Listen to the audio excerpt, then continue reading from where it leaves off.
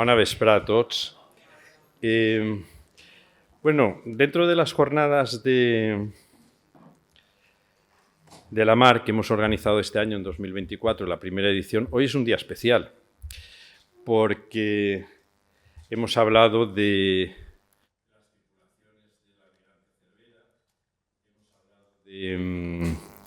submarinos en la actualidad, hemos hablado de la Marina de Aragón. En fin, hemos estado tocando temas tanto históricos como de actualidad. En la clausura, que será el día 1 de julio en el Salón de Actos del Ayuntamiento, pues hablaremos de liderazgo en la mar, que hablará el almirante Marcial Gamboa. Pero hoy vamos a hablar de la Marina, vamos a hablar de la Armada, vamos a hablar de historia, pero también vamos a hablar de Benidorm. Va a ser la única conferencia a la que nos vamos a referir a un personaje, a una personalidad de Benidorm, y además muy importante, que es el doctor don José Pérez Llorca, el grandísimo médico, grandísimo oftalmólogo. No voy a decir nada porque obviamente para eso tenemos al mejor conferenciante del mundo que podíamos traer para hablar de don José Pérez Llorca, que ahora lo presentaré, pero sí que es uno de los grandes personajes y una de las grandes personas de Benidorm, que además de ser un gran médico, de ser un gran marino, de ser un gran oftalmólogo, fue un gran benidormero, fue un gran benidormense que ejerció siempre de benidormero allá donde fue, que habló siempre de Benidorm y que además tanto quería a su pueblo que, entre otras cosas, sabéis que se unió los dos apellidos para conservar el Pérez y el Llorca, tan de Benidorm, y que lo ha transmitido a todos, a sus hijos, a 3 hijos creo que tuvo. Bueno, ahora el almirante lo contará, el general médico, y por eso es un día, como decía, especial. Darles a todos ustedes las gracias por seguir las conferencias, por venir hoy aquí, darle las gracias a la Fundación Mediterráneo, darle las gracias al Ayuntamiento de Benidorm y especialmente al alcalde, que siempre está detrás de que las cosas salgan bien y funcionen bien, y que hoy está magníficamente representado por una parte importante de la corporación que encabeza nuestro concejal, que es el concejal de Cultura, Jaime Jesús Pérez. Así que a todos ustedes muchísimas gracias y paso a lo que tengo que hacer hoy aquí, que es presentar al general. Es militar de carrera del Cuerpo de Sanidad, por supuesto. La escala oficial es en activo. Es general de brigada médico. Y el puesto que ocupa es el de general director de Sanidad de la Armada. Decía yo que es en el mundo el más adecuado para hablar porque es el sucesor en el cargo de don José Pérez Llorca, que fue, creo que entonces era general inspector de la Armada, de médico de la Armada. Es intensivista, o sea, su especialidad como médico es medicina intensiva, también muy apropiado, ¿no?, para un militar, porque muchas veces tienen que verse en situaciones a las que ningún médico ni ninguna persona nos gustaría enfrentarnos.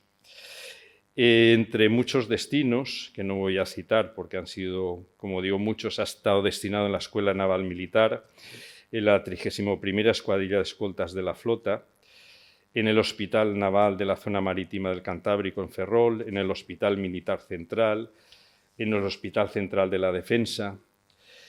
En el extranjero también ha estado destinado en Bosnia-Herzegovina, en Mozambique, en Kosovo y en Afganistán.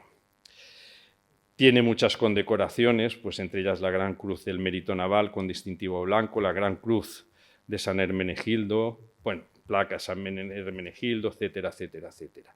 Es tutor de médicos en formación especializada en medicina intensiva en el Hospital Central de la Defensa, en el Gómez Ulla de Madrid, profesor de cursos de soporte vital avanzado de combate y profesor de la Escuela Militar de Sanidad, entre otras muchas cosas, porque como verán tengo aquí varios folios que desde luego no les voy a leer, porque lo importante es la categoría humana de nuestro invitado, que les aseguro que he tenido oportunidad de conocerle y de hablar con él. Es una persona muy especial, muy próxima, un gran marino, porque al final lleva ese uniforme que es blanco, es también de la Armada, y desde luego un gran médico. Así es que, general, don Enrique Bartolomé Cela, cuando quiera, es usted quien tiene que ilustrarnos.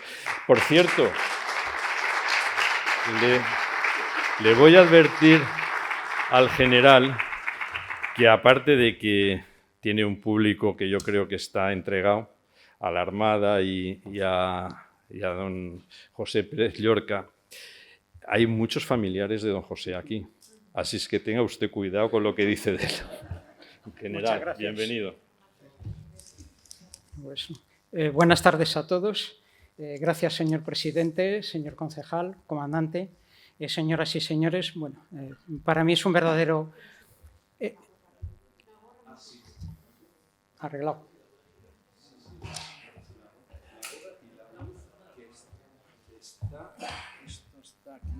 Ahí, perfecto. Ahí está.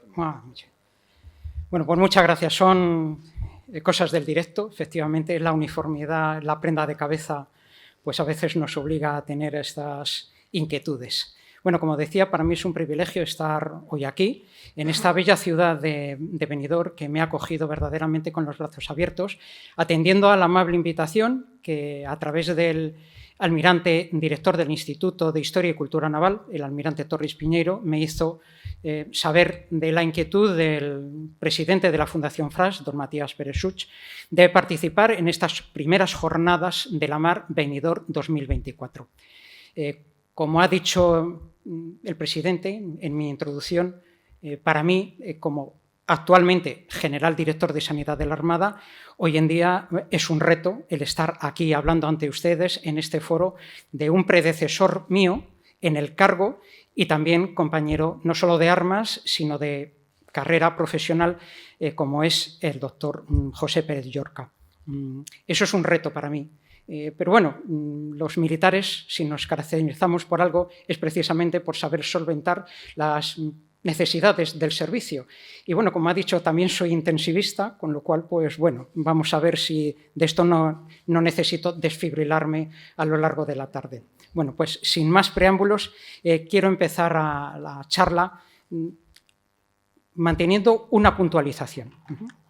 El título de la conferencia, que lo ven ustedes puestos ahí en la pantalla, es el doctor Pérez Llorca, médico y marino. Y esto hace referencia a las dos grandes vocaciones que de forma admirable se conjugaron en su persona. Por una parte, la de médico, en la que alcanzó las más altas cotas tanto de la profesión, la que fue académico de número de la Real Academia Nacional de Medicina, como de su especialidad, ya que oftalmólogo, fue catedrático de oftalmología de la Facultad de Medicina de las universidades de Sevilla, de Cádiz y la de Madrid. Y por otra parte, la de marino, donde llegó a ocupar, como he dicho, el cargo de general inspector, lo que hoy sería un general de división del Cuerpo de Sanidad de la Armada. Sin embargo, mi primera intención de titular la conferencia fue José Pérez Llorca, médico y marinero. Por la siguiente razón, porque una de las cualidades que verdaderamente caracterizaban a la persona de don José Pérez Llorca eran la de la sencillez y la humildad. Y esto no lo digo yo, lo decía su sobrino, que con ocasión además de mandarle la invitación para su boda, ahí Francisco Linares Pérez, pues le dijo que a él lo que más le gustaría que se pusiera en su epitafio es efectivamente su nombre seguido de marinero.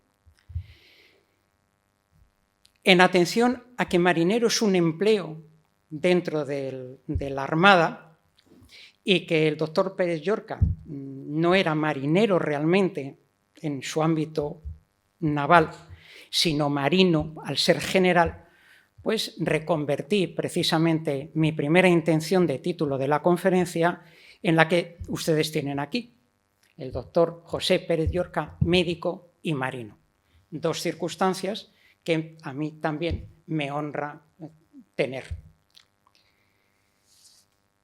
José Pérez Llorca,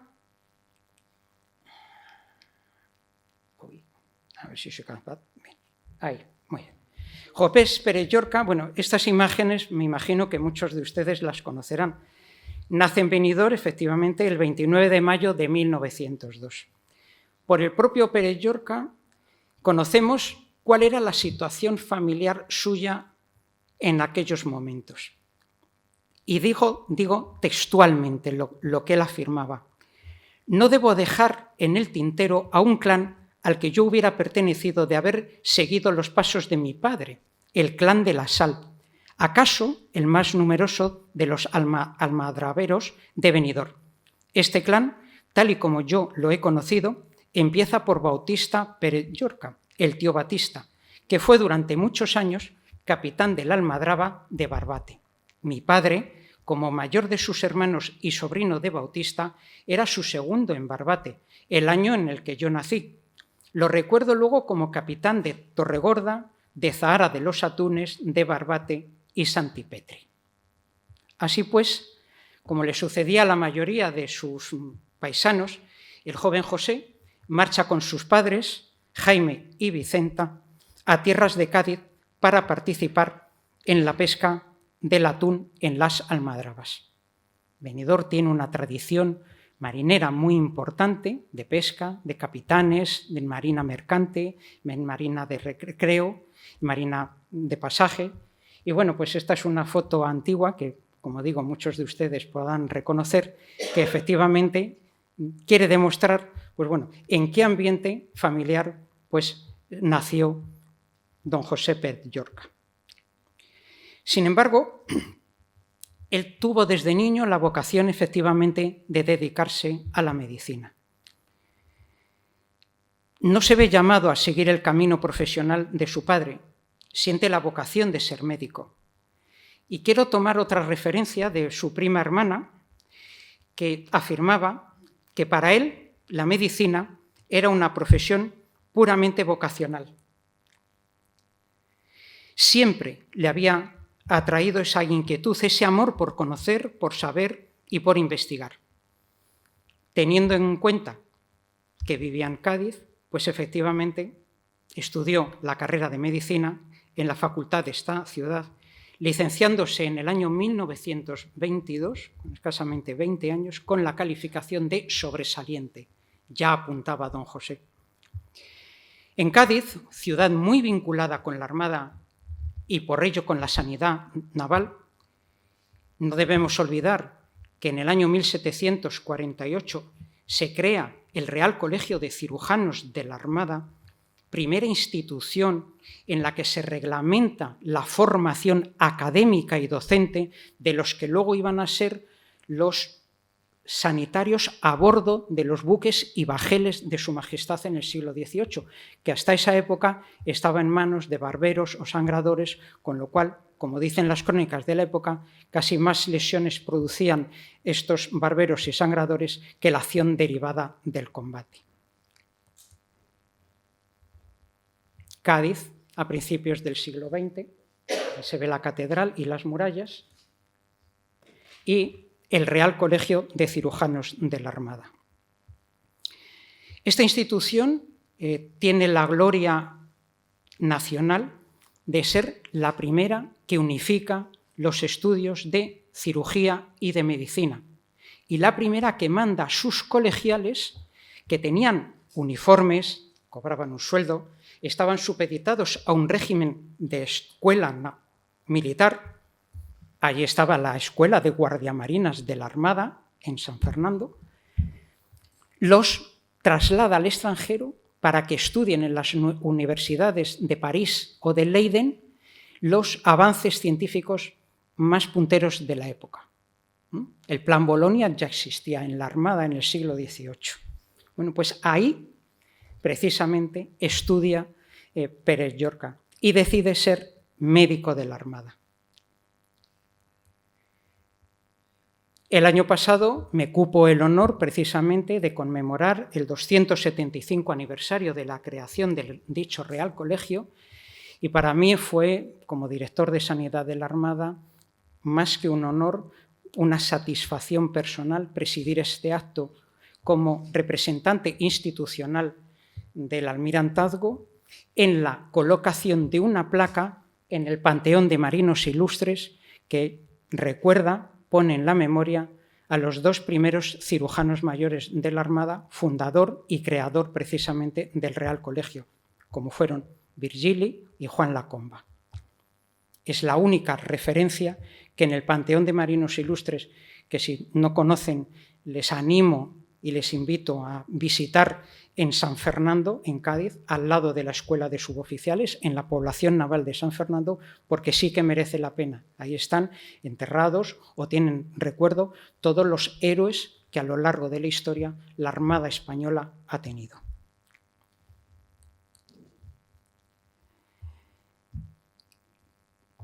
José Pérez Llorca fue efectivamente un oficial médico de la Armada.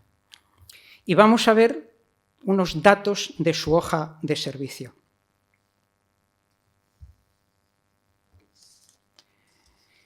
Tras la conclusión de las pruebas de selección a las que se presentaron 29 opositores, aprobaron 15. Y por una real orden se le concede en el año 1922 a don José Pérez Llorca el ingreso en el Cuerpo de Sanidad de la Armada con el empleo de teniente, siendo el tercero de su promoción. Una real orden disponía que previamente al embarque de los oficiales médicos tenían que conocer efectivamente cuál era la situación en los hospitales y qué era lo que iban a manejar el día de mañana. Debían permanecer en los hospitales de Marina al menos un año y allí recibían, además, una instrucción naval, militar, médica específica, a cargo de un capitán de infantería de Marina, que era como su comandante de brigada, podríamos decir. Después de ese año, el teniente médico Pérez Llorca es destinado al Hospital de Marina de San Carlos, del Departamento Marítimo de Cádiz. Esta es una fotografía antigua del Hospital de San Carlos que fue derruido el siglo pasado, del que solamente se conserva la portada y en cuyos terrenos se edifica hoy el que fue el Hospital Naval de San Carlos, hoy cedido al Servicio Andaluz de Salud. Está justo, esta pared aquí a mano derecha es colindante con el Panteón de Marinos Ilustres. Dos hechos merecen ser señalados en el año en el que Pérez Llorca ingresa en la Armada, efectivamente año 1923. El primero de ellos, muy vinculado precisamente con esta ciudad de Benidorm, que, si no tengo mal entendido, cada 3 de julio celebra un homenaje al arma submarina y precisamente a los caídos en la acción de combate de Santiago de Cuba y Cavite, y que en este 23, sus majestades los reyes don Alfonso XIII y la reina doña Victoria Eugenia inauguraron el 9 de noviembre en Cartagena el monumento a los héroes de dicha batalla. Otra circunstancia que caracterizó el año 1923 fue el desarrollo de los laboratorios de inyectables en los hospitales de Marina, es decir, la primera vez que el propio hospital podía desarrollar la prescripción de fármacos con inyectables. Durante su permanencia en el Hospital de San Carlos, cursa los estudios de bacteriología y análisis químico y micrográfico. Como curiosidad diré que el día 7 de abril de 1925 realiza el examen escrito correspondiéndole el tema número 8, la célula en general, división celular, tejido epitelial, técnica y estudio, y 2 días después el ejercicio práctico, coloración por el método de von Gisson, obteniendo en ambos la calificación de sobresaliente por unanimidad del tribunal examinador. Y ahí a la izquierda ven ustedes precisamente su examen con su propia letra. ¿Qué decía el joven teniente médico Pérez Llorca? Podríamos definir la célula diciendo que con Cajal, que es un corpúsculo generalmente microscópico con vida individual e independiente y compuesto de 3 partes esenciales, la membrana, el núcleo y el protoplasma. La célula fue denominada así por Roberto Hooke, que la vio por primera vez aprovechando el descubrimiento del microscopio que ya había sido hecho por Hansen. El descubrimiento de la célula fue un hecho de suma trascendencia para la biología. Desde entonces, el sustrato anatómico de la vida pasó desde el tejido, unidad anatómica de Bichat, a la célula. Qué bien expresado, qué bien escrito, no me extraña que consiguiera la calificación de sobresaliente. Su letra, obviamente, y unas preparaciones anatómicas, anatomopatológicas, histológicas de ese ejercicio. Pasa el año de destino en el hospital y le toca el embarque como oficial de la Armada. Y en 1924 embarca en el crucero Reina Regente, asistiendo el 5 de julio al bombardeo de Punta Pescadores en África. En marzo del año siguiente embarca en el cañonero Bonifaz hasta septiembre de 1927, siendo comisionado en los meses de marzo a mayo del 26 en el cañonero Doña María Cristina para asistir a los actos celebrados en Huelva con ocasión de la llegada de los tripulantes del avión Plus Ultra. En este tiempo, por Real Orden del 12 de agosto de 1925, asciende al empleo de capitán médico con antigüedad de 17 de julio. Tras permanecer un total de 3 años y 5 meses embarcados, en septiembre del año 27 es nombrado para la asistencia al personal de clases se refiere a tropa, marinería y clases, del Departamento Marítimo de Cádiz. Al año siguiente es destinado a la Escuela de Artillería y Condestables de la Armada. Recuerdo que el arma de artillería en la Armada son los condestables, y en noviembre del año 29 se hace cargo interinamente del primer regimiento de Infantería de Marina hasta marzo de 1930, pasando en septiembre de dicho año a la Escuela de Aprendices Electricistas Torpedistas, sin desatender su destino en la Escuela de Artillería. En diciembre de 1930 se dispone el cese en los destinos que venía ocupando y se le nombra ayudante personal del inspector del Cuerpo de Sanidad de la Armada, el entonces general de división, don Luis Úbeda y Cardona, hasta marzo de 1931. ¿Quién le iba a decir al capitán Pérez Llorca que el día de mañana el puesto al que él estaba haciendo de ayudante iba a ser ocupado por su propia persona? El cargo de ayudante personal de los oficiales generales es el puesto de mayor responsabilidad y de más elevada confianza en el que nosotros depositamos precisamente, o sea, no es cuestión solo del empleo, sino de esas cualidades de servicio personales que tiene que tener un oficial. Con lo cual, ya apuntaba Pérez Llorca en sus jóvenes tiempos de oficial, cuando ya fue elegido por el entonces general inspector de Sanidad de la Armada. Tras la proclamación, el 14 de abril de la Segunda República y en cumplimiento del decreto del Gobierno Provisional de 23 de abril, presenta la promesa de adhesión y fidelidad a aquella. Como curiosidad, diré que ese año de 1931 es cuando se reglamenta que en la uniformidad el Cuerpo de Sanidad de la Armada lleve la Cruz de Malta con los galones de fondo rojo, representando efectivamente la Cruz de Malta, la Orden Hospitalaria de San Juan y las 8 bienaventuranzas, y el fondo rojo, el valor y el sacrificio, el heroísmo y la entrega de la sangre que todos los oficiales de sanidad de la Armada debemos poseer como código de principios. Y también se reglamenta que las especialidades fundamentales en los hospitales de Marina sean 4: medicina, cirugía, dermatovenerología y oftalmo-otorrinolaringología. De hecho, Pérez Llorca, cuando hace la especialidad, él es jefe de clínica de oftalmo-otorrinolaringología. Con el devenir de los tiempos, estas especialidades se dividen y, desde luego, hoy en día ya no es solo medicina o cirugía, sino todas las especialidades médicas y quirúrgicas que hay en los hospitales. Tras 2 meses de licencia por enfermedad, pasa a ocupar el destino de jefe de sección de practicantes y ayudante de manos, lo que hoy sería un adjunto de clínica de cirugía del Hospital de Cádiz, hasta agosto del mismo año en que pasa a la situación de disponible forzoso.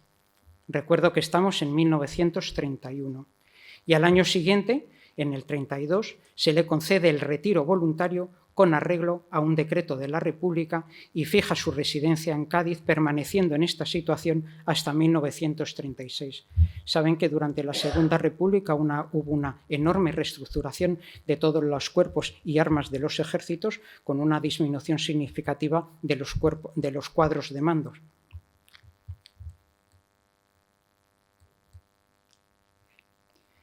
Y está ya la guerra civil.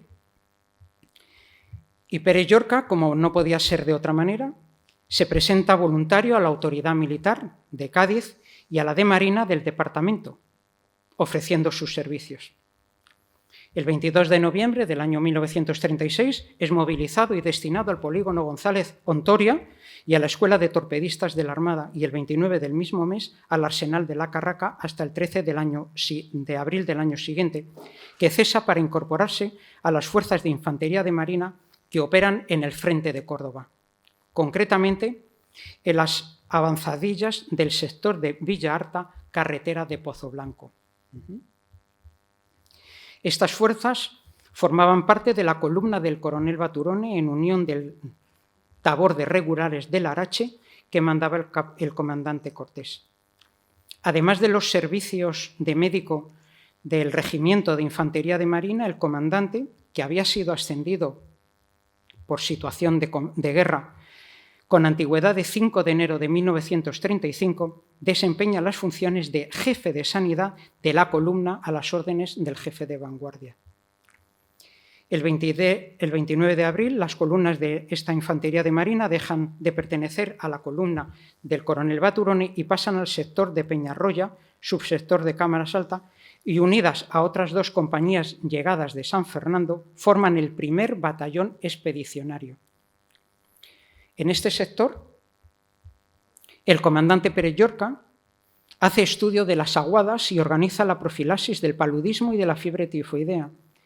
Y además toma parte en todas las operaciones llevadas a cabo en dicho subsector, especialmente en los durísimos combates de los días 11, 12 y 13 de junio, en los que mueren el comandante del batallón, el alférez, y resultan heridos los 2 capitanes de compañía y todos los oficiales de las mismas, teniendo que asumir las labores de mando, a excepción de uno de ellos que hubo de ser evacuado.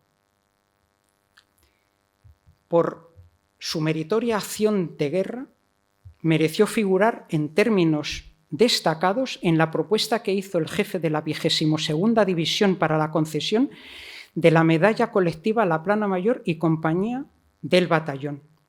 Además, fue citado en la Orden General del Ejército del Sur, correspondiente al día 31 de junio, en los siguientes términos: su actuación fue admirable en todo momento, sufriendo diversas contusiones y heridas a consecuencias del intenso combate. Organizó las evacuaciones con sus propios medios y actuó de enlace entre las posiciones Cota 808 y la de Castillejos, demostrando un alto espíritu y valor. Por su acción le fueron concedidas la medalla de campaña, 2 cruces de guerra y la Cruz al Mérito Militar con distintivo rojo, que es el que premia precisamente las acciones de guerra. Por orden 6 de agosto cesa en el batallón expedicionario y pasa nuevamente destinado al Hospital de Marina del Departamento de Cádiz, encargándose de la asistencia de la Infantería de Marina, hasta que en noviembre de 1938, de donde es esta fotografía, se dispone su pase al servicio activo. Recuerdo que estaba en situación de supernumerario y que fue activado para la guerra civil, con el empleo de comandante médico, y se hace cargo en diciembre de ese año de la clínica de oftalmo-otorrinolaringología, en cuya situación permanece hasta finalizada la guerra civil. Durante los años de la posguerra y concretamente hasta 1943, continúa destinado en el Hospital de San Carlos, ejerciendo simultáneamente las funciones de profesor de la Escuela Naval Militar, que entonces se encontraba en la población de San Fernando, en el año 42 fue trasladada a Marín, en Pontevedra, y hoy esta escuela es la Escuela de Suboficiales de la Armada. El edificio que ven al fondo a la derecha es precisamente el Panteón de Marinos Ilustres. Durante estos años no se constatan incidencias significativas en su hoja de servicios, salvo que por una orden ministerial del 23 de septiembre del 48 se dispone que bajo su dirección efectúen un curso de oftalmología de 1 año de duración los entonces comandantes médicos don José Echenave Campos y don José Fuentes Mayor. Ya empezaba su vocación docente. Este hecho reviste una gran importancia porque cuando todavía no se habían reconocido las especialidades complementarias como hoy en día se tienen, el doctor Pérez Llorca, por orden ministerial de 30 de septiembre, es reconocido en el ámbito de la Armada como especialista en oftalmología. Quiero recordar que ya el Real Colegio de Cirujanos de la Armada, y en el siglo XVIII, como he apuntado previamente, de la primera promoción de colegiales, 6 fueron destinados precisamente a adquirir los conocimientos específicos de la oftalmología, entendiendo que no solamente el cuidado de la vista era fundamental para el personal que estaba embarcado, sino que la Armada ya tenía este punto de referencia en la cuestión de la capacitación profesional de su personal sanitario.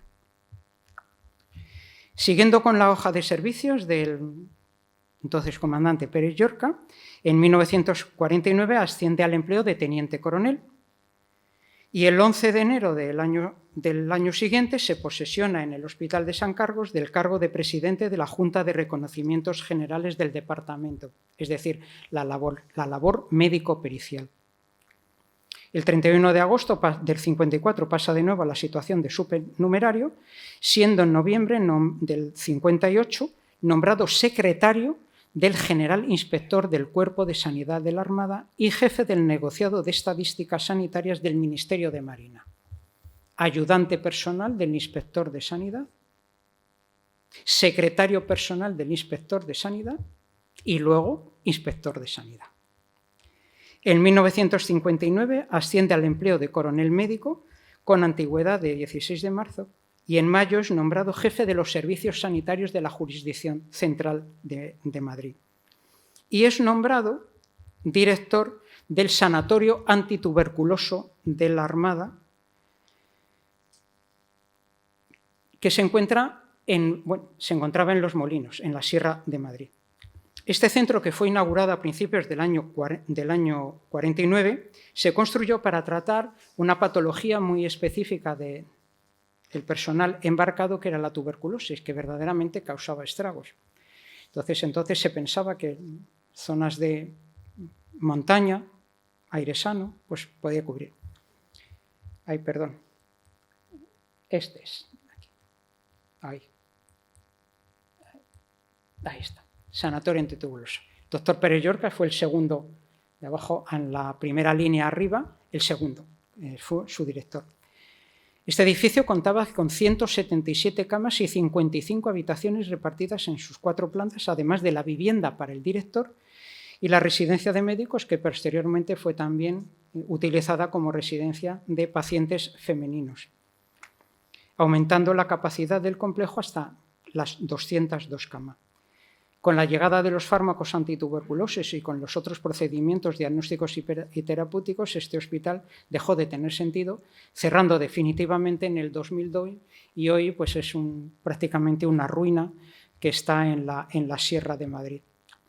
Yo he ido a este sanatorio a visitar cuando era teniente médico y estaba embarcado en la 31 Escuadrilla de Escoltas de la Flota a hacer la visita hospitalaria de personal que estaba destinado en las fragatas y que estaba ingresado. Y desde luego les puedo asegurar que era un entorno precioso. Resultaba curioso llegar al pueblo de Los Molinos, en la Sierra de Madrid, y encontrarse en la puerta de entrada, en las garitas, a 2 marineros haciendo de guardia, con lo cual pues era una cosa sorprendente. Ahí se han formado los mejores especialistas tisiólogos, neumólogos y cirujanos torácicos, que todavía hoy algunos ya coronel en reserva siguen ejerciendo su profesión.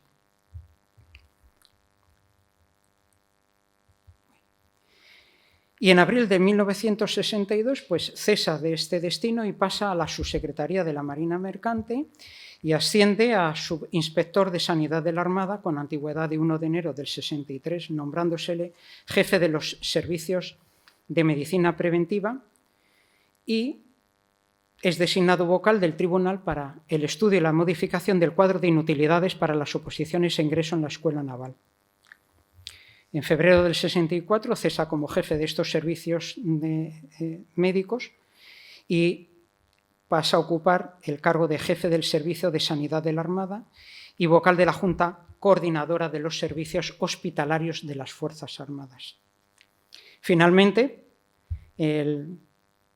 por un decreto del 21 de mayo del 64, es nombrado Inspector General de Sanidad, destino que desempeña en el empleo de general subinspector general de una estacha. O sea, antes no llevábamos estrellas, ahora el Cuerpo Militar de Sanidad está unificado, los 3 ejércitos, pero antes se llevaban los mismos galones de todos los oficiales de la Armada, con la única diferencia con respecto del Cuerpo General, que en vez de llevar la coca, pues se llevaba la cruz de manta y el fondo rojo. Bueno, pues el general subinspector era un general de una estacha y posteriormente ya asciende al empleo de general inspector el 24 de diciembre de ese mismo año, con antigüedad de 1 de enero del 65. Ya es el general inspector de Sanidad de la Armada.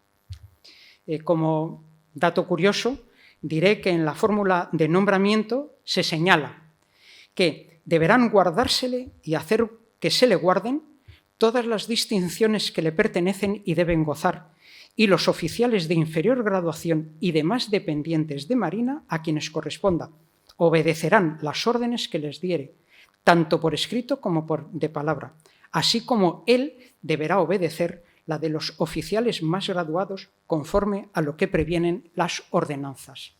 Qué léxico más bonito, ¿verdad?, en los nombramientos de los oficiales generales. Como hecho curioso, apuntaré 2 circunstancias, 2 acciones que toma Pérez Llorca nada más ser nombrado general inspector. Una de ellas, la de proceder a la desratización global de la ciudad departamental de Ferrol, que ante la magnitud de la empresa se pidió colaboración del municipio, pues no era posible que la Marina efectuara exclusivamente la desratización de sus dependencias, las del Arsenal, pues la proximidad a los locales de la Junta de Obras del Puerto, del Ayuntamiento y de la empresa Nacional Bazán hacían inútil pretender la desratización de solo un sector de la población, dejando focos de ratas abundantes en zonas vecinas. Su planificación del desarrollo de esta acción sanitaria fue un total éxito. Y otro acontecimiento importante ocurrido durante el periodo de mandato del general Pérez Llorca fue la inauguración en junio de 1967 de la Policlínica Naval Nuestra Señora del Carmen en la calle Arturo Soria de Madrid, que esta sí sigue funcionando, aunque ya no depende del Ministerio de Marina ni del Ministerio de Defensa, sino que está cedida a una institución civil oncológica. Esto es el Arsenal de Ferrol. Y esta es la Policlínica Naval Nuestra Señora del Carmen, foto efectivamente de los años 60 de cuando se inauguró. En este sitio, en 1986, yo me presenté como opositor para ingreso al Cuerpo de Sanidad de la Armada. Todavía no estábamos unificados y bueno, aquí para mí pues tiene un especial cariño y simbolismo personal, porque después de hacer aquí los exámenes, el teórico, el práctico, el caso clínico, el temario, pues aprobé la oposición y hoy en día, pues gracias a eso, ustedes pues me están escuchando.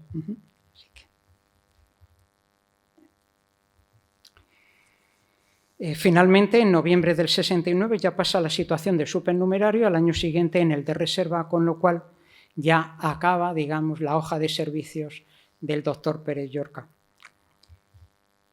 Pero Pérez Llorca no solamente fue un marino, un médico de la Armada, fue un investigador, fue un docente y tiene una vida apasionante en ese sentido. Y voy a dar unas pinceladas de cuál fue su actividad académica, docente e investigadora. En 1932 obtiene en la Universidad Central el grado de doctor con la tesis titulada Contribución al estudio del desarrollo ocular, dirigido por Luis Uturbey Rebollo y con la ayuda de Francisco Llorca, que fue calificada nuevamente como sobresaliente y premiada al año siguiente por la Real Academia Nacional de Medicina como la mejor tesis presentada. Y como afirma Manuel Armijo Valero, del nivel científico de esta tesis, y abro comillas, puede dar idea el hecho de que el profesor Márquez, miembro del tribunal encargado de juzgarla, le felicitó personalmente en el mismo acto académico y le aconsejó públicamente que llevase aquel interesante trabajo al próximo Congreso de la Sociedad Oftalmológica Hispanoamericana que tendría lugar en Santander aquel mismo año. Y efectivamente la presentó. Tras ocupar el cargo de oftalmólogo de la Inspección Médica Escolar del Estado Mayor y haber desempeñado la plaza de profesor auxiliar de oftalmología en la Facultad de Medicina de Cádiz desde 1932, primero con el profesor Soria y después con el profesor Carreras, en 1942 obtiene por oposición la cátedra de oftalmología de la Facultad de Medicina de Sevilla, aunque a petición propia y por concurso de traslado la permuta con el profesor Diego Díaz Domínguez, que pasando a la de Cádiz. En 1956, nuevamente por concurso-oposición, accede a la cátedra de oftalmología de la Facultad de Medicina de la Universidad de Madrid, en la que ejercerá su magisterio hasta su jubilación.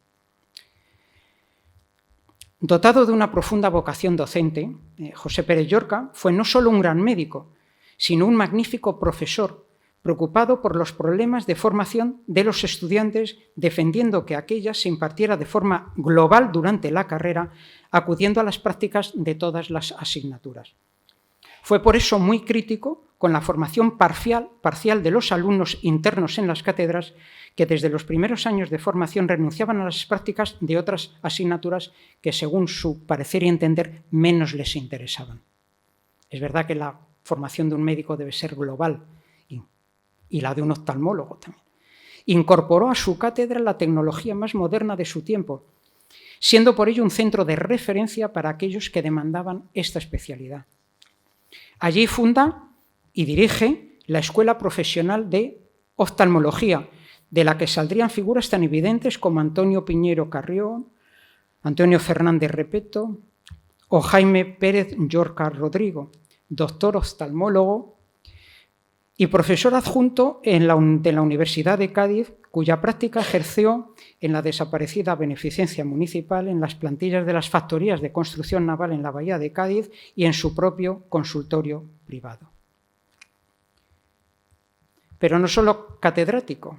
En 1973 ingresa como académico de número en la Real Academia Nacional de Medicina, con el discurso La evolución de los métodos habituales de exploración objetiva oftalmológica en los últimos 50 años, cuya réplica le fue dada por el también académico numerario profesor don Pedro Laín El Tralgo, que destacó las excepcionales cualidades del nuevo académico, afirmando: si de todos los docentes de nuestra universidad actual hubiese que elegir a los 5 mejores y a los que con justicia se pudiera llamar ejemplares, uno de ellos sería, sin duda, José Pérez Llorca.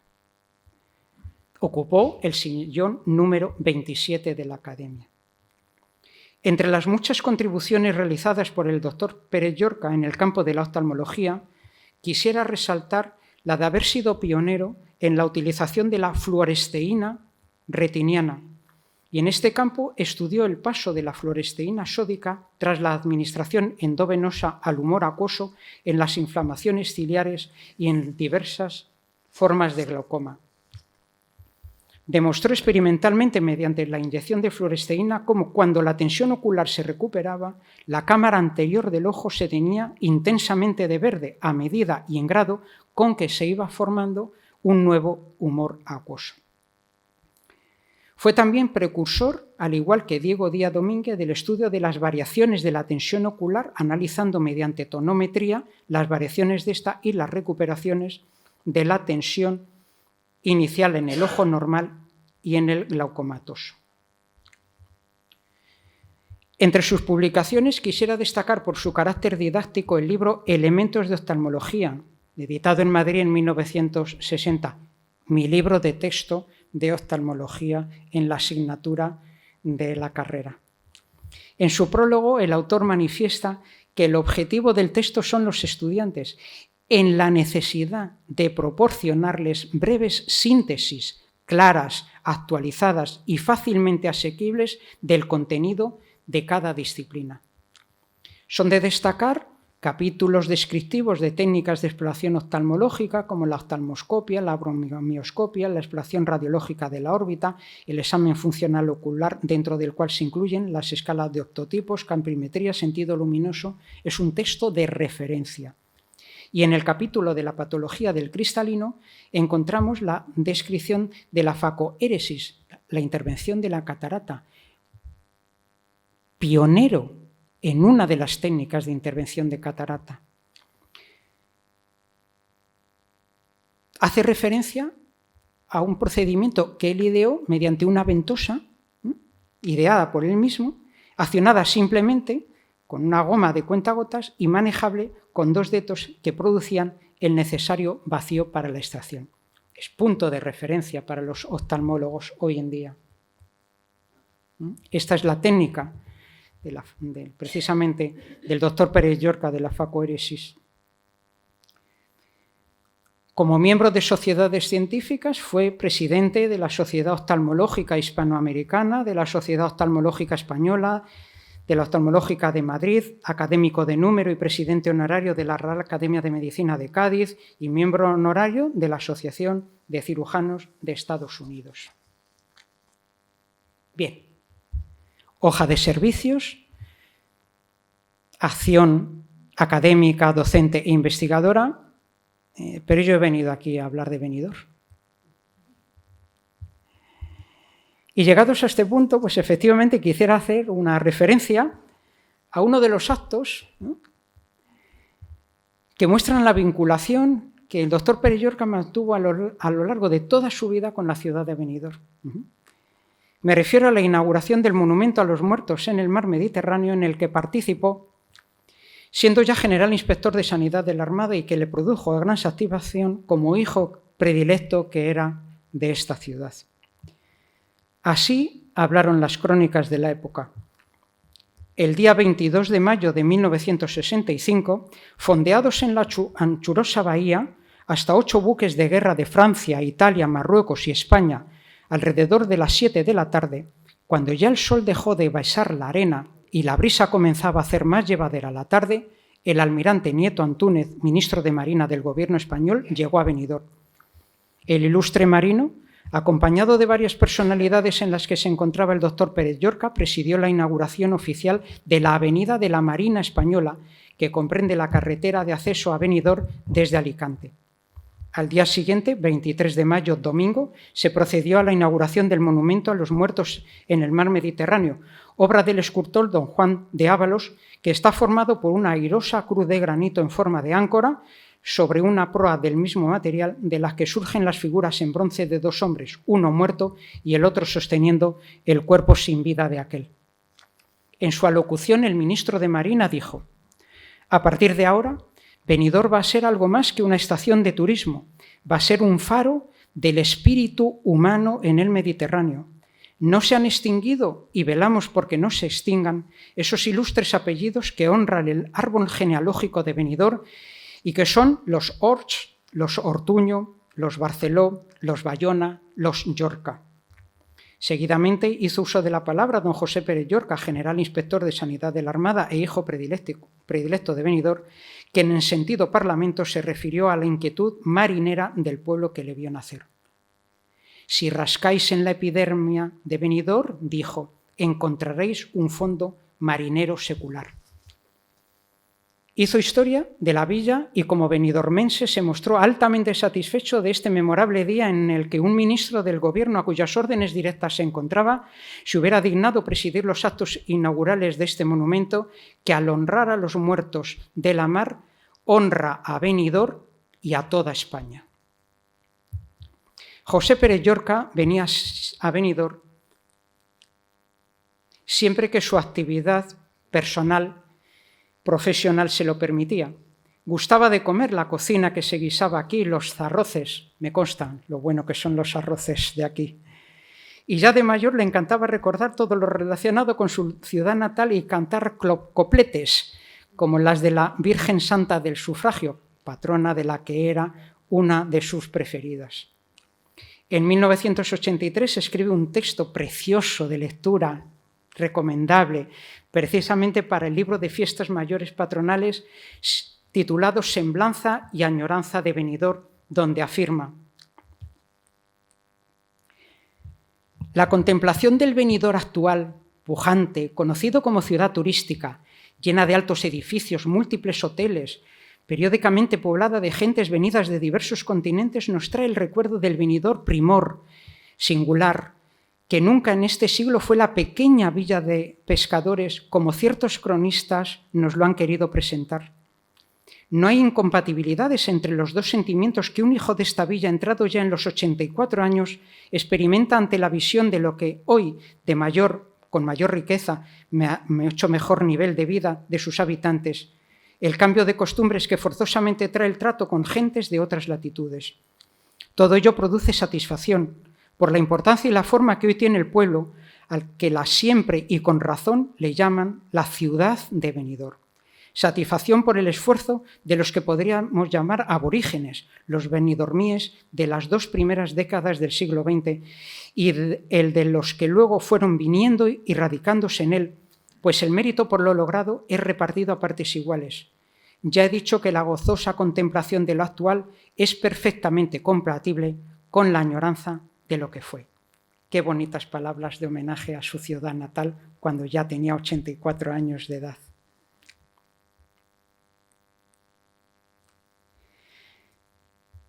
Su vida familiar.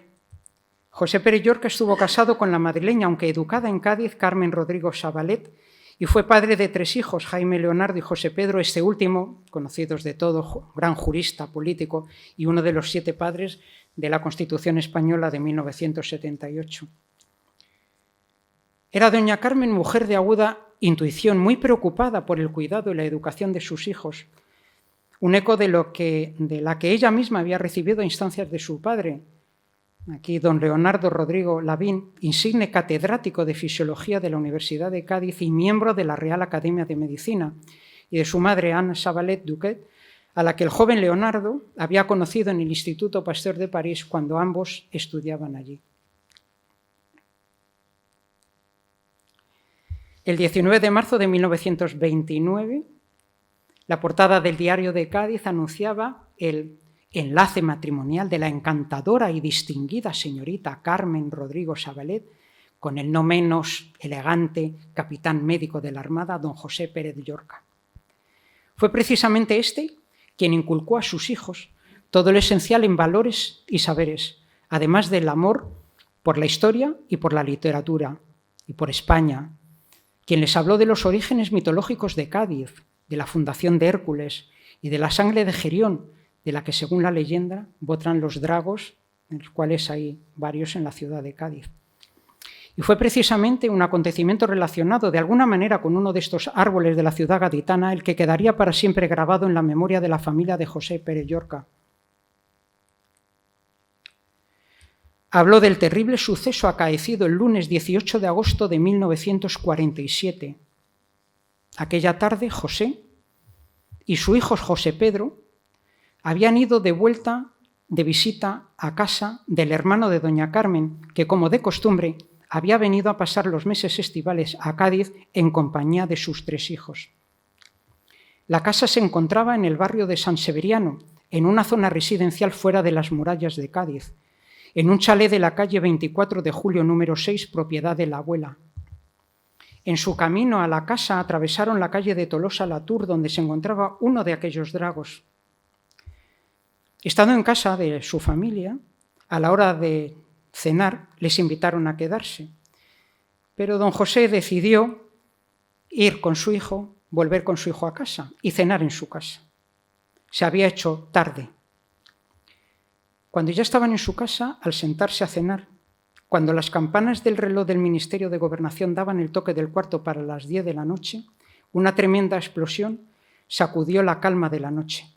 Y como titula el documental El cielo se puso rojo, habían estallado más de 1000 toneladas de explosivos que se conservaban en la base de armas submarinas de la Armada en Cádiz.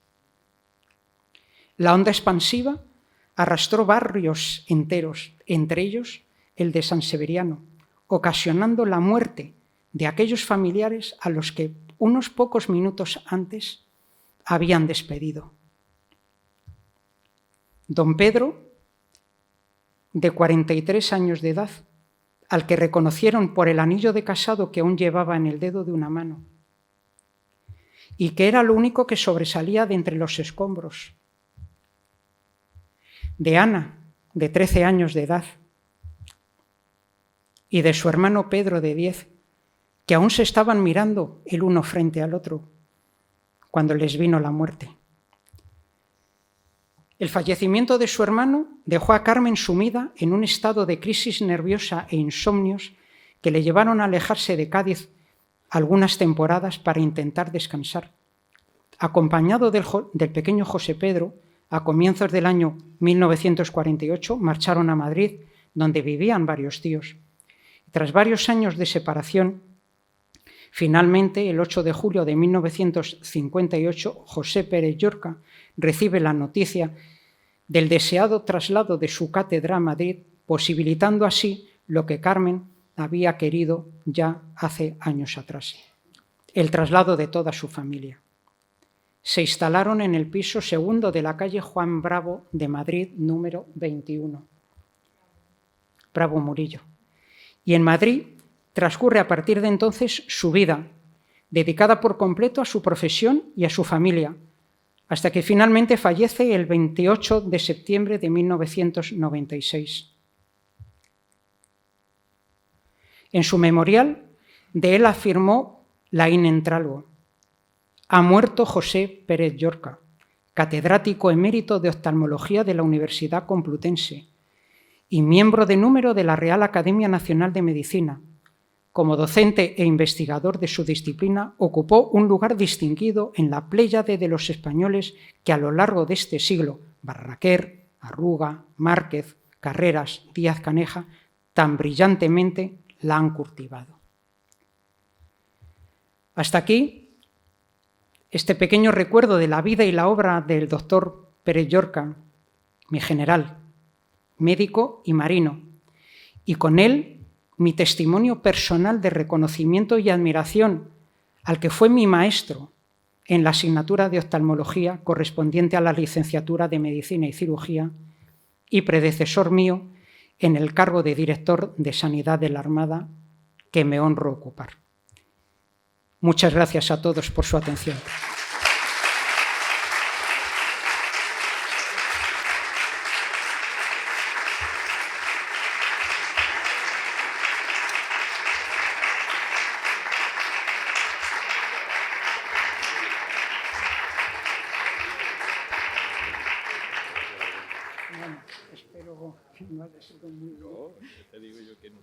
Bueno, yo creo que el general ha estado, ha estado magnífico. Nos ha descubierto muchas cosas que, a pesar de ser del mismo pueblo, de la misma ciudad que don José Pérez Llorca, pues muchos desconocíamos.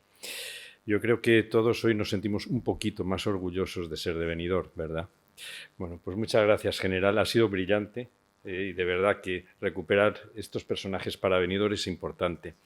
Yo quería hacerles notar, que antes no lo he dicho, que está entre nosotros un médico de la Armada que es de Benidorm, que todos ustedes conocen, y es don José Such Ronda, Pepe Such, médico de muchos de los que estamos aquí, y que hasta que decidió cortarse la coleta también fue médico de la Armada. Es decir, que en Benidorm, no sé si habrá alguno más, pero de momento ya conocemos a dos médicos de la Armada, uno don José Pérez Llorca y otro don José Such Ronda. Iba a decir don José Such Ortega, es que su padre, que me llamaba mi sobrino, que no era tío, don José Such Ortega, fue el primer alcalde democrático de Benidorm en el año 79, en el 79 al 83, ¿verdad?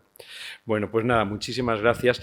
También quiero darle las gracias al comandante, a Joaquín Vegara, que es el padre de verdad, no el padre biológico, porque hay un padre legal que soy yo, pero hay un padre biológico que es Joaquín Vegara, que es el verdadero responsable de hacer, con la inestimable colaboración, por supuesto, del almirante Enrique Torres Piñeiro, de hacer la programación de las jornadas y que nunca está pagado.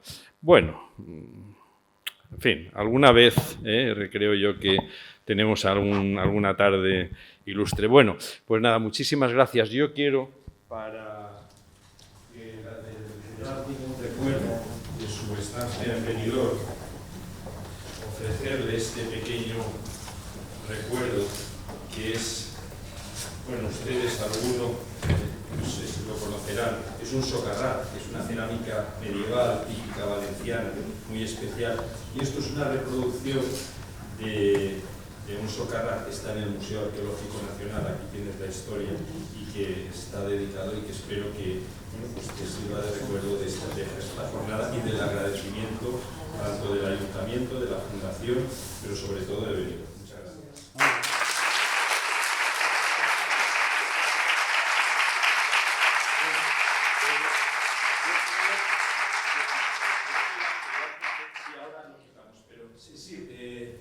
Por favor, Santiago.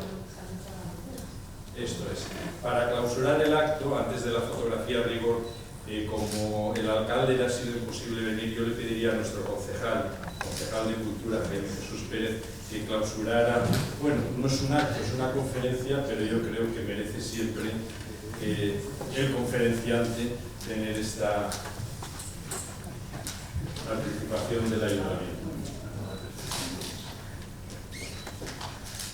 Bueno, buenas noches a todos y vamos a ser breves, que ya es la hora de cenar también, y poco más se puede añadir, ¿no? Después de esta gran conferencia que hemos disfrutado, pero sí que, pues, como me da paso Matías, pues me gustaría saludarlos a todos y, como bien ha dicho, disculpar a nuestro alcalde, Toni Pérez, que por motivos de agenda y por tener que asistir a representar a nuestro municipio, Benidorm, a un congreso, pues se encuentra fuera de la localidad, pero os manda a todos un saludo muy especial.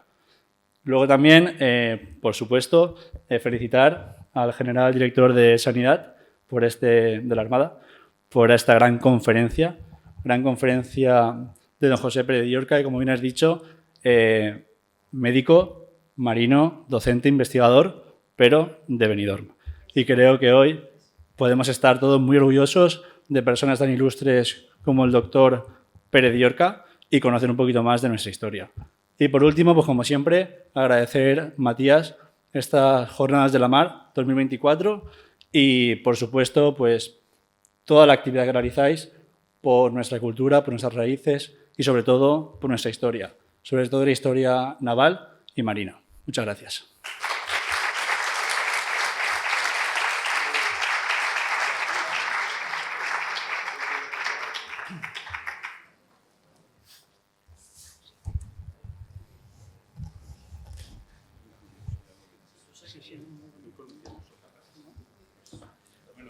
Señores concejales, por favor, suban al estrado para la foto.